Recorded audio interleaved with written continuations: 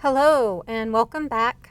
The topic for this video, we're going to talk about the levels of organization in biology. And we're going to start on the really big end here with the biosphere. All right, we're talking about the entire planet Earth. And we're going to go into smaller and smaller divisions. Okay, so the biosphere is made up of several ecosystems. All right, ecosystems contain both living and non-living material. So an example of something living could be a plant, a tree, insects, humans, cats, dogs. All right. The non-living components of an ecosystem are things like the soil, the water, the wind. Those are the non-living components of an ecosystem. All right, but ecosystems contain both living and non-living material. All right, and that non-living material always has an impact on the living material. Okay, so for example, water is very crucial to life. So without water, without that non-living component, you aren't going to have the living component. So these do interact. Okay. From our ecosystems, we have communities within the ecosystems. All right. Communities are made up of the living components of an area. All right. So for example, CNM's campus, or if you want to take Albuquerque as a community, within that community, you're going to have plants, you're going to have insects, you're going to have people. All right, that's really what the level of community is, okay? Within that community, you're going to have populations. Populations, we're talking about individual, I can spell, species. So you will have a population of humans within Albuquerque. You will have a population of cockroaches. You will have a population of trees. You will have populations of insects. All right, we're talking about an individual species makes up the population. Okay, the organism would be the individual. So for example, you in Albuquerque would be an organism living within that community, okay? So in terms of the individual, we're talking about one individual in this case, okay, to make up the organism, a human, a cat, but it's a single, okay? The organism is then further organized into organ systems, okay? Organ systems, this is what you're going to get when you take anatomy and physiology. You're going to get a lot of discussions on the organ systems and the organs, okay? We're not going to focus a whole lot on organ systems and organs in the introductory class, but what makes up the organ systems and the organs are the part of this class that we are going to discuss, okay?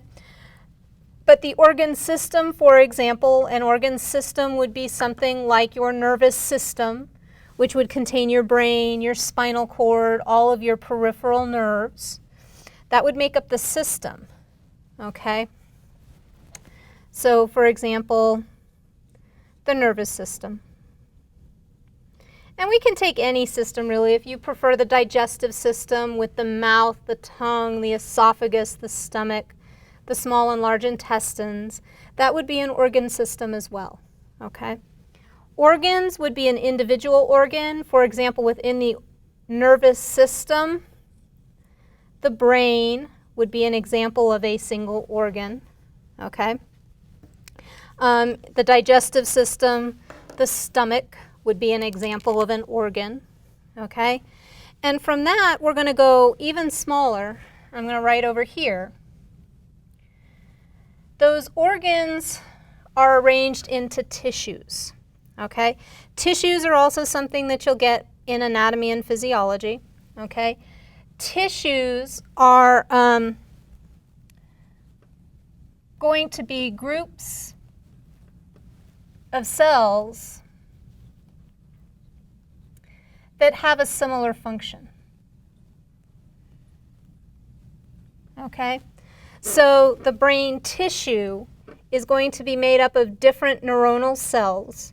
Those neuronal cells are responsible for controlling your body movements, the homeostasis within your body, eye movements, being able to talk, being able to swallow, pulling nutrients out of the digestive system, okay?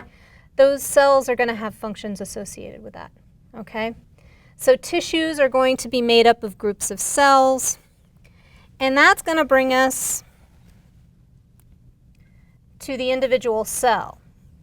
And this is really where our focus is going to be for this class. We're going to talk about individual cells and components that make up individual cells, all right? And in this class, the cell is going to be your smallest unit of life that we're going to talk about, okay? So what we've got in terms of our list here, all right, there is life within communities, ecosystems, on the biosphere, the organism, the organ system, okay? Tissues. The smallest unit of life, though, is going to be the cell, okay? And in terms of that, there are going to be two types of cells that we're going to talk about. We're going to talk about prokaryotic cells, and we're going to talk about eukaryotic cells, okay? Prokaryotic cells are going to be things like bacteria. And while we will discuss prokaryotic cells, you will learn a lot more about prokaryotic cells when you take a microbiology class, okay? Eukaryotic cells kind of fall into the category of everything but bacteria, or at least that's how we'll define it for this class. And in terms of the difference between a prokaryotic and a eukaryotic cell, I'm going to have another video on this. Prokaryotic cells don't have organelles, they don't have a nucleus. Eukaryotic cells have organelles. And we will talk more about organelles later in the semester and talk about what they do, okay? Those cells then are going to be made up of organelles, at least our eukaryotic cells are going to be made up of organelles, okay? Those organelles are going to be composed of molecules, and those molecules will be made up of atoms, okay? But one of the things I want you to keep aware of in this class, okay, while the organelles, the molecules, the atoms are necessary for life, they're not considered living, although they do make up a living component, the cell, okay? So keep that in mind. So our eukaryotic cell, we go organelles, molecules, atoms. Prokaryotic cells, we'll go ahead and take you down to molecules. Prokaryotic cells are made up of molecules and atoms, okay? And really with this class, we're going to focus a lot on the cell, how the cell works, what goes on within a cell. We're going to talk about the different organelles associated with eukaryotic cells. We'll talk about molecules associated with cells, molecules like DNA, all right, carbohydrates, proteins, oops, again with me in the spelling. All right, carbohydrates, proteins, things like that. All right, we will also discuss in the chemistry chapter, we will discuss atoms. So we will talk about a little bit about protons, neutrons, and electrons. All right. So in terms of organization, this is going to be how things are organized. All right. One of the things that I want you to keep in mind, okay, when we're talking about ecosystems, ecosystems are composed of both living and non-living. So the soil, the water, as well as the organism. Associated with the ecosystem, okay, you are going to have within that ecosystem things that can be classified as producers, things that can be classified as consumers, all right, and things that can be classified as decomposers, okay? So things like producers are going to be things like, I'll draw my tree here, don't make fun of my art, okay? Things like plants are going to be your producers, okay? Those plants are going to undergo photosynthesis. That's going to create oxygen for our environment, all right? Plants are also going to be something that consumers feed on, all right? So the producers produce the oxygen that consumers need. Consumers can eat the plants. Consumers, we can put this roughly into category right now. We'll call those various animals, all right? Although that's a bit inaccurate for a category. But for this class, really, consumers are things that rely on other organisms for their survival, okay? Producers don't need other organisms for their survival. They're independent, okay? So plants are going to exist because they take sunlight and water and CO2 and convert that into the food source that they need, okay? So we've got producers, we've got consumers, okay, that are going to interact with each other. You will also have interaction between the producers and the decomposers, the consumers and the decomposers, okay? The decomposers are going to be organisms that are going to break things down. Things like bacteria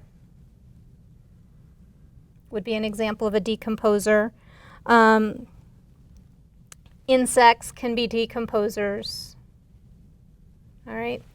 But in terms of that, what I want you to pay attention to, we've got interactions between all of these. And all of these are a part of an ecosystem, okay? The producers, the consumers, the decomposers, all right? Hopefully that made sense. If you have any questions, please let me know.